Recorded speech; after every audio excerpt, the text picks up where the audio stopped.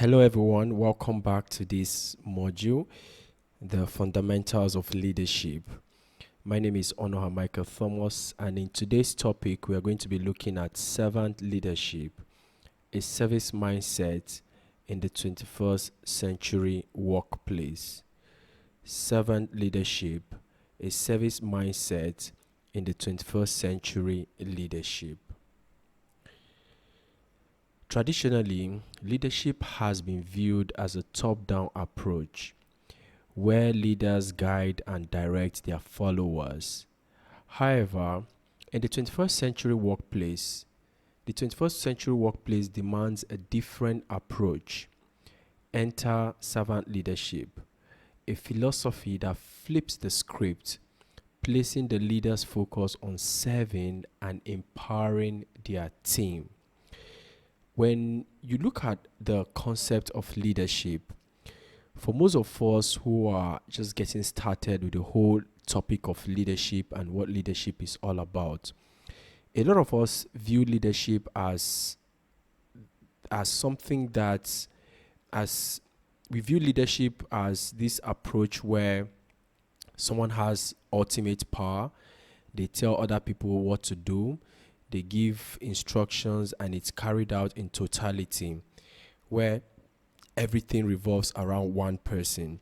That's why most times we think that leadership only revolves around those in politics or those who occupy big offices. But when you look at the 21st century, today we are becoming more aware of the human composition. We are becoming more aware of the fact that we humans have needs. We have our emotional needs, we have psychological needs, and we have our spiritual needs, and we have that urge to become better, to achieve more in life. Now, when you look at these various needs, it's imperative that if people are going to work with you, that in as much as you are going to pay them, it's also vital that you help them achieve that innermost need, that intrinsic needs that they have, that is the employees or people who you are going to lead. So this is where the philosophy of servant leadership comes into place. That is focusing more on developing the people, your team, okay, or the people you are leading.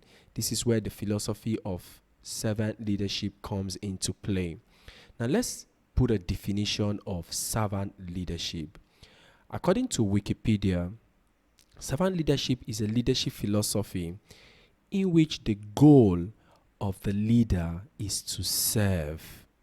A servant leader shares power, puts the need of the people, employees first, and help people to develop and perform as highly as possible.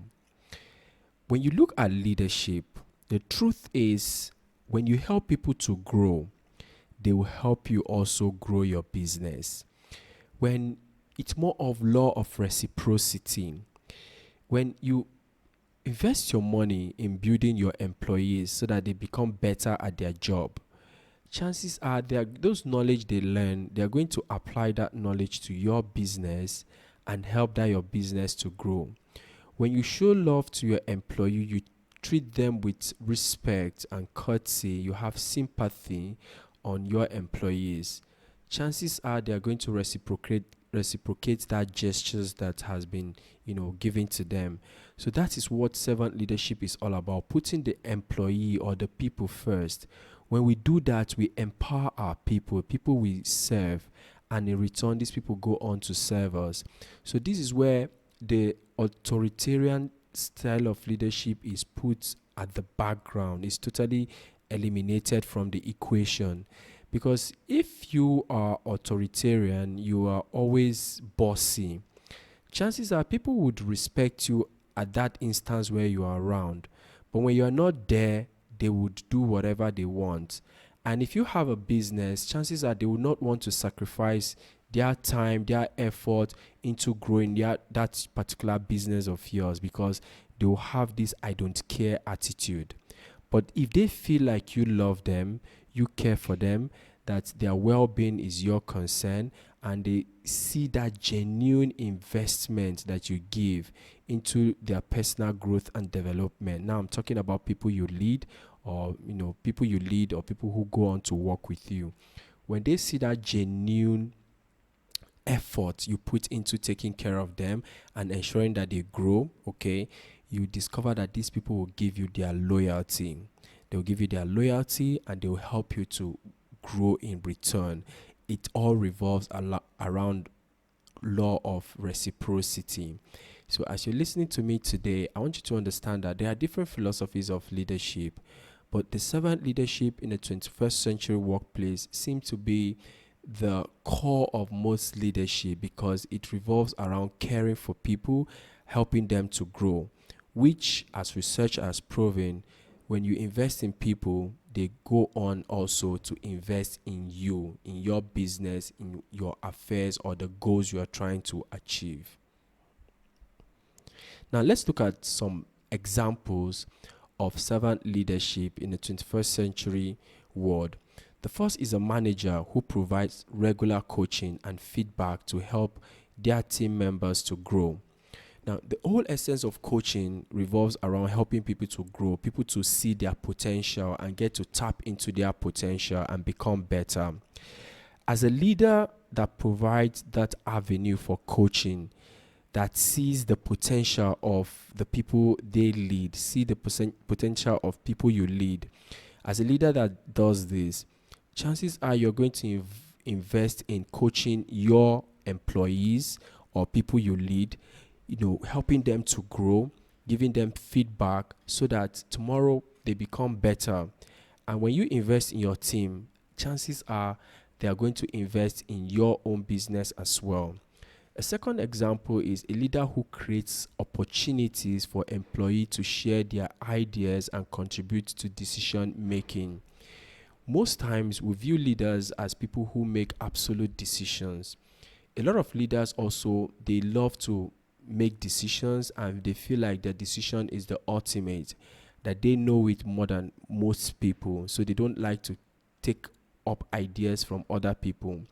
But when you create a scenario where you have an open environment where people get to share their ideas, you listen to people, you listen to their concerns, you listen to their ideas, the opportunity they present to the table, and in a way implement some of these things they bring to the table, they will feel valued, okay? And once people feel valued, that their ideas are valued, that they are valued, they'll put in more effort, more energy towards research so that they can bring more ideas that will help you to thrive and grow. But in a scenario where they come up with an idea and you put it backwards, you just shove it out, that it's not good enough, chances are the people would grow, they'll grow into this complacent mode. They will not want to share ideas anymore. They will be scared. They will feel ashamed that if they share their idea, that you're not going to take it. And in most cases, when it comes to time where you need more ideas to grow, you will not find those ideas, because the people that have been giving the ideas for some time, you've been putting them backwards. So this is where the whole idea of servant leadership comes into place. Having an open mindset where you embrace other people, you create an open environment where people feel safe to share their opinions, and also in return aid in decision making process. The third example is a CEO who prioritizes employee well-being and creates a work-life balance culture. In our today's society where everything is fast-paced, we live in a dynamic society, everything is moving at a very high speed. Changes are occurring so fast that most people, or most of us, find it very hard to, keep track with the changes that are going on within our environment. When you look at the way the economy is going and the way things are, it's imperative that we prioritize the well-being, the mindset, the mental health of our employee. Now, when you create an environment where people are constantly working, you're not giving them space for anything, they don't have room to create meaningful relationship, connect with their families, and do other things that are dear to them, you discover that people are going to feel grumbled, and at some point, they are going to worn out, they are going to feel burnt out, and in most cases, they might end up leaving your organization because they feel like they're not getting time to enjoy life, as the case may be. So, but as a servant leader, you get to have this perspective that people have their private lives, and people have relationships that they need to create. So as servant leader, you tend to put yourself in the shoes of your employees. You see things the way they do, and in return, you know how to guide these people towards, the goal that you're striving for. And it starts with prioritizing their mental health, understanding that there should be a work-life balance, not every time work, work, work, and no time for recreation or connectivity with family members and friends. So these are some examples of servant leadership. Now let's look at the core principles of servant leadership. The core principles of servant leadership. Based on everything we've been talking so far, some of these core principles that we are going to share will be self-explanatory. Number one is focus on others. Based on the definition, we said servant leadership revolves the whole idea of taking care of other people, helping other people to grow. Now, this first core principle states that servant leadership focus on others. Servant leaders prioritize the needs, growth, and well-being of their team members before their own. Now, the truth is, for some of us, will be like, okay, why should I give other people priority and not prioritize myself? The truth that if you're running a business, or you have an organization, or you have a team that you are leading, when you take good care of them, everything revolves around the law of reciprocity. When you take good care of your people, they will in return take good care of your business.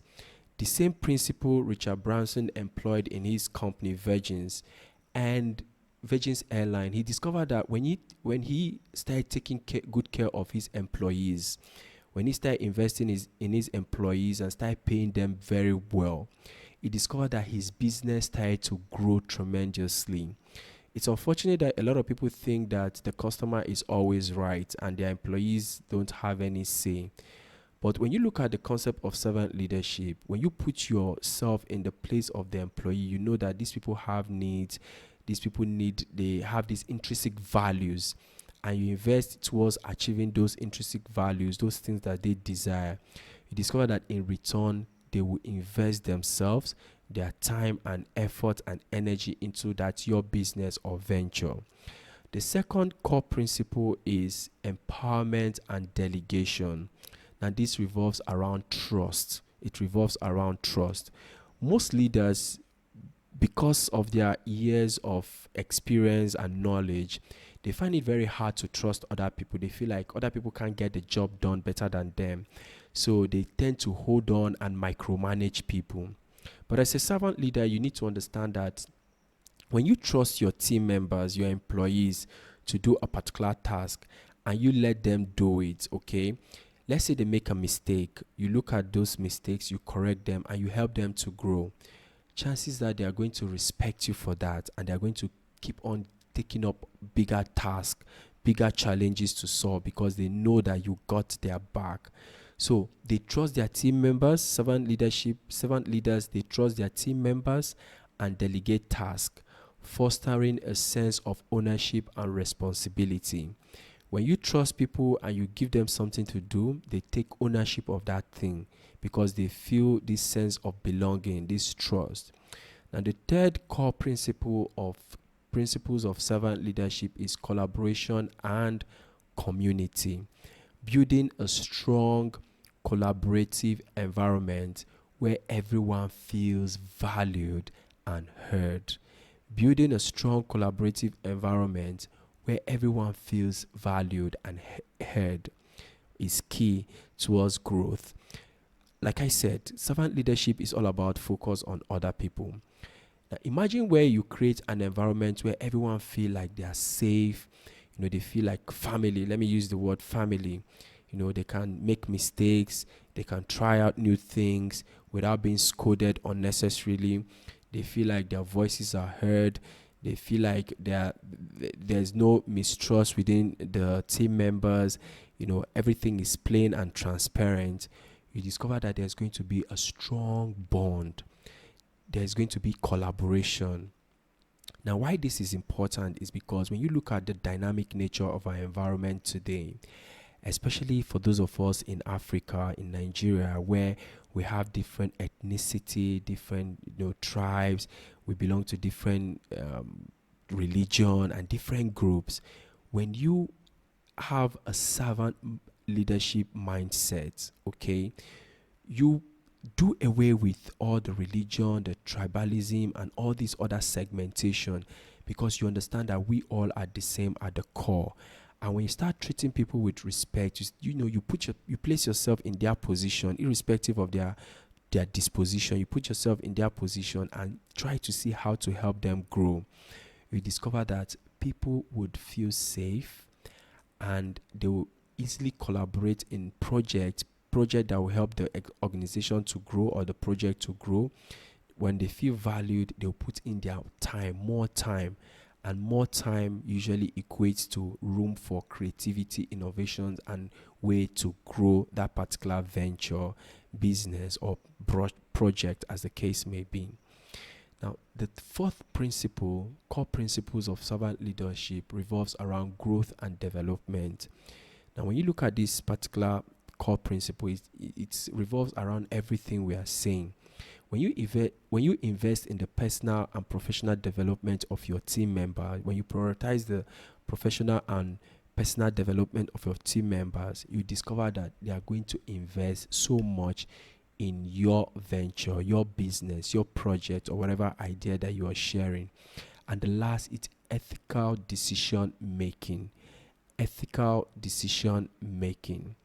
Like again, I said, when there are transparency, when you treat everyone with justice, you treat everyone with respect, you treat everyone with courtesy, there's fairness, and people don't feel like they are being cheated, they don't feel like there's that bit of favoritism going on. You discover that a lot of people will give you their time, their effort, and everything, because when they feel like everything is transparent, they will act in the best interest of your organization, your project, whatever goal you are trying to achieve. Leading with integrity and transparency, acting in the best interest of all stakeholders, is one of the core principles of servant leadership. Now let's look at the benefit of servant leadership in the 21st century. And before we proceed with this part of the module, I want to ask you a question to gauge if you've been following so far. Can you tell me two core principles of servant leadership? Two core principles of servant leadership. Leave the answer in the comment section below. Now let's look at the benefits in the 21st century workplace. The benefits of servant leadership in the 21st century workplace. Number one, I said increased engagement and motivation. It's obvious. When employee feels valued and empowered, it leads to high engagement and motivation. When employee feels that they are valued, when people feel that they are valued, and you constantly empower them, definitely it's going to lead to higher engagement and motivation. The second one is improved innovation and creativity. Improved innovation and creativity. Servant leadership, when it fosters creativity, creating a room that is safe and conducive for people to try out new things, to make mistakes, to explore, right? When you create a room for exploration, for people to a room that is safe to make mistakes, try out things, and dare, Okay, you discover that people will become safe. There's going to be room for collaboration, and it's going to spark diverse ideas and innovative solutions, because once people feel safe, they will take their time to think more about improvement. And the more time that is you know that is taken into thinking towards a particular project or business or venture, the more room that is created for innovation, for growth, and for more ideas towards growth and development. The third is enhanced learning and development. Enhanced learning and development. Because servant leadership is all about the people, trying to help other people to grow, you tend to focus on the growth of the individual, and the growth of the individual, okay, also helps to build more room for learning. Okay, more room for learning. So servant leadership, one of the benefits of servant leadership is enhanced learning and development, focused on growth, empowers individual, and strengthens the team's collective knowledge. Focus on growth empowers individuals and strengthens the team's collective knowledge. Focus on growth empowers individuals and strengthens the team's collective knowledge. Okay, that's the third one. Now let's look at the fourth benefit of 21st century workplace. 21st century workplace, servant leadership. The fourth is attracting and retaining top talent. When people feel that they are valued, when you invest in people, when they feel like they have this sense of belonging, you discover that they are going to tell their friends, they are going to advertise your business, they are going to advertise you, they're going to talk about the awesome benefit that comes with working with you. Now, when people hear about this awesome benefit that comes with working with you, they are going to invite more quality people to come work with you. That is one of the benefits of servant leadership. The last on my list is stronger organizational culture. Now, why is this important? Strong organizational culture, when you trust people, you treat people with respect, it creates trust, because there is room for people to respect one another, and collaboration creates a positive and productive work environment where people trust each other, they respect each other, and they invest their time toward thinking about the growth and development of that organization, project, or goal. You discover that there's going to be a positive atmosphere in that particular workplace, and this will spark productivity, spark innovation, and help that business to grow better.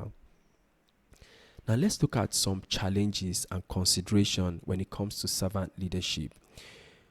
Number one is shifting mindset. When you look at the whole idea of servant leadership, it requires a mental shift from seeing leadership as power over to power with, as power over to power with. That is, you have to shift your mindset from, okay, I'm the boss, I'm the CEO, or I'm the leader, and I have absolute power to do whatever I want to do. I can, treat people the way I want to. Okay, I'm the boss, but I'm going to share this power with these people. It's more like a collaborative effort. I'm going to work with people, okay, that is sharing that power with other people, giving other people power to explore themselves, okay? When you share this power, it's not like that when you share your power, people won't respect you. No, you are still the boss. But when they feel like, okay, you've empowered them, you've delegated to them, you trust them, you discover that things are going to grow. The next one is vulnerability and trust. Vulnerability and trust. Servant leaders open themselves to feedback and critics, which can be challenging. Now, one thing as a leader, most times we hide our flaws. We want to be seen as perfect. We want to be seen as we know everything. And for some time, in most cases, this mindset tends to stifle creativity and growth, because you don't want people to see you as not good enough. You just want to maintain this smart perception. And when you try to maintain this smart perception, you discover that you avoid challenges, you avoid any situation that will cause for that questioning your ability or mindset, as the case may be. So when you are open to accepting your mistakes, open to accepting feedback, because the truth is we are not perfect and we cannot be perfect. When you open yourself towards excuse me, when you open yourself towards vulnerability, and you just open yourself up, you talk about your mistakes, your challenges, and you also take in feedback, you discover that you are going to grow personally as a person, and also you help create this perception where your people know that yes, they cannot know it all. Yes, they also need to be free. They need to explore themselves. They also need to take in feedback as well.